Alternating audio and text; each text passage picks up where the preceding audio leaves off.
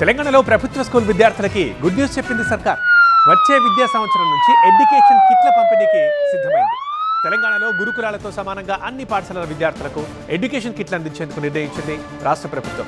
సంక్షేమ గురుకులాలు, వసతి గృహాలు, మోడల్ స్కూళ్లు, గిరిజన పాఠశాల విద్యార్థులకి 24 వస్తువులతో ఎడ్యుకేషన్ కిట్ల పంపిణీకి నిర్ణయం తీసుకున్నారు సీఎం రేవంత్ రెడ్డి. 3 రకాల యూనిఫామ్స్తో పాటు స్కూల్ బ్యాగుల నుంచి ట్రంక్ బాక్స్ దాకా పూర్తి సదుపాయాలు కల్పించాలని విద్యాశాఖ అధికారులను ఆదేశించారు. కేజీబీవీలు, మోడల్ స్కూల్లో విద్యార్థులు కలిపి మొత్తం 5 లక్షల మందికి 24 వస్తువులతో కూడిన ఎడ్యుకేషన్ కిట్స్ అందించబోతున్నారు. డే స్కాలర్ విద్యార్థులకు యూనిఫామ్స్, నోట్బుక్స్, టెక్స్ట్ బుక్స్తో పాటు ఈసారి కొత్తగా బూట్లు, సాక్సులు, బెల్టులు అందించాలని ఆదేశించారు సీఎం. డే స్కాలర్లో 19 లక్షల మంది విద్యార్థులకు ప్రయోజనం చేకూరనుంది. 2026-27 విద్యా సంవత్సరానికి ముందే ఎడ్యుకేషన్ కిట్లు పంపిణీ చేయాలని, 45 రోజుల్లో సరఫరా పూర్తి చేయాలని గడువు కూడా విధించారు. కఠిన నిబంధనలు అమలు చేస్తున్నారు. టెండర్ ప్రక్రియ కూడా ఇప్పటికే స్టార్ట్ అయింది. ఎడ్యుకేషన్ కిట్ల పంపిణీలో ఆలస్యమైతే జరిమానా అండ్ కాంట్రాక్టర్ని బ్లాక్ లిస్టులో కూడా పెడతామని హెచ్చరించారు.